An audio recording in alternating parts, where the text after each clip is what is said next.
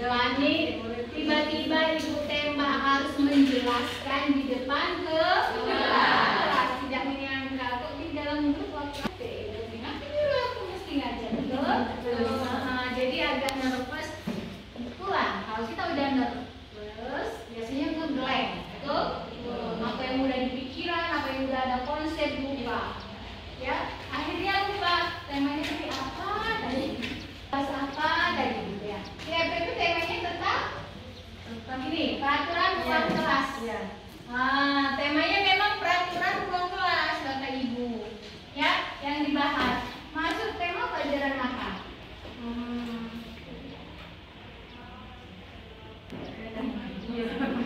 Masuk tema ruangan apa? Tema pelajaran apa? Kalau misalnya ini biasanya itu di awal pembelajaran semester awal, ya semester 1 ada semester 2, pertemuan pertama.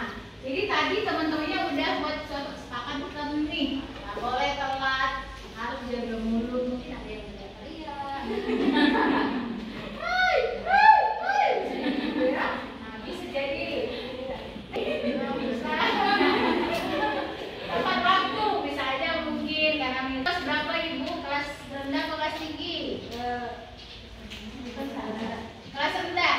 Nah, kelas rendah ya bisa aja mungkin dia sakit perut, mau minta antar ibunya dulu. Nah, harus tepat waktu.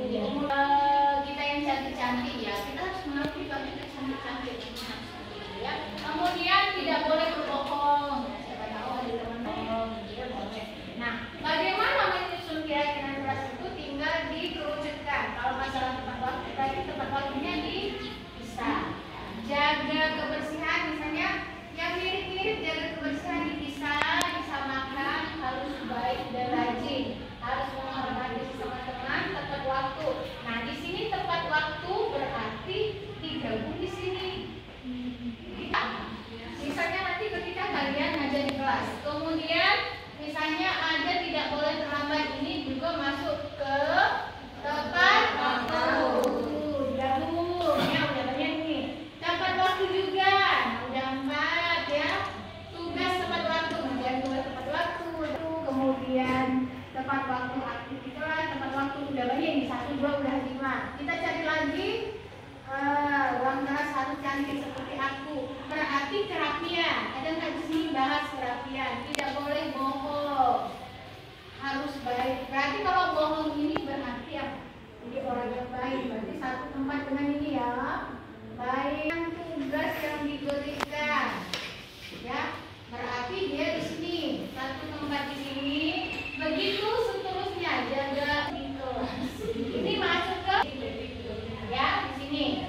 Kemudian jaga kekompakan. Berarti ini ya, jaga mulut juga masuk ke attitude. Tugas tepat harus buat tugas, harus mengerjakan tugas sama kelas harus cantik. Masuk di tertib berarti di sini ya. Tertib. Ini bisa di karena tulisnya murid-murid semua.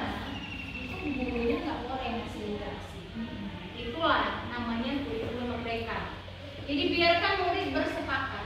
Setelah itu, kalau memang jangan juga kita sebagai guru menyampaikan kamu nanti diapain.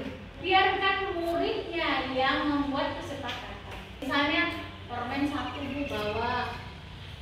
Kita dengar murid kita yang membuat suatu kesepakatan. Ini ya kalau untuk keyakinan kelas ya, kalau untuk keyakinan kelas.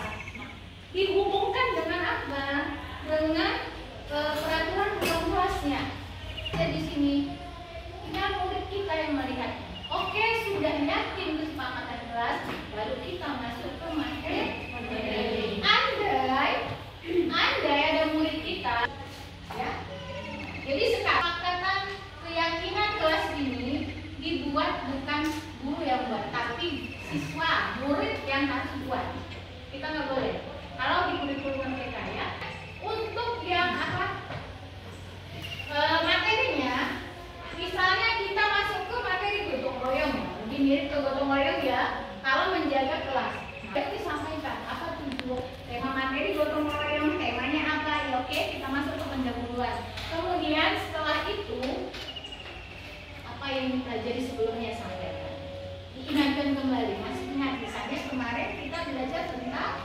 menghormati, ya,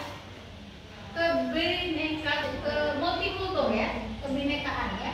Ada teman saya agamanya beda, ada teman saya sholatnya mungkin beda-beda, harus dihormati, nggak boleh dibully, nggak boleh ini. Berarti dia udah ngerti. Baru kita masuk ke tema yang baru, ya, tema yang baru. Setelah misalnya ada doa, kemudian ada doa absensi, kemudian persepsi, mengingat kembali tema yang sebelumnya ke tema, kemudian menyampaikan tujuan pembelajaran, ya, atau kita melempar pertanyaan ke murid, baru setelahnya kita mencoba masuk ke kegiatan inti. Dan jangan lupa anak-anak, jadi udah ya dimata ya, udah. Nah, baru masuk ke kegiatan inti. Kegiatan intinya apa? Misalnya temanya gotong royong, menceritakan tentang gotong royong. Ya, semuanya tentang temanya, kemudian tentang medianya, sumber medianya. Itu yang makanya masuk ke display realianya, gambar-gambar yang ada, kemudian link-link yang kalian dapatkan. Kalau misalnya ada YouTube yang ada, itu disampaikan sudah itu. Ya. Nah, setelah semuanya sudah selesai, kalau misalnya ada kuis, baru terakhir nanti akan ada kuis. Tapi sebelumnya, ketika masuk ke penutup, nanti ditanya lagi ke muridnya, dilempar lagi. Kalau ada yang mau tanya, kalau tidak ada yang mau tanya, nanti nyimpulkan, muridnya yang nyimpulkan. Tapi nggak boleh nanti ada komen, nggak boleh. Kurikulum mereka nggak boleh. Siapa yang mau nanti coklat, nggak boleh. Ya. Jadi intinya kesadaran sendiri harus menyampaikan materi.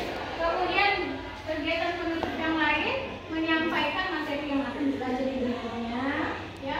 Kemudian menyampaikan juga hal-hal yang lain yang mungkin baru ditutup.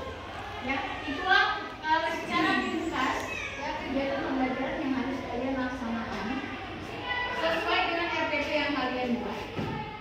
Kita beri update dulu untuk beberapa waktu. Sekarang boleh ditanyakan ke temannya, adakah pertanyaan tentang RPP yang dibuat? Karena tadi belum bisa. Oke?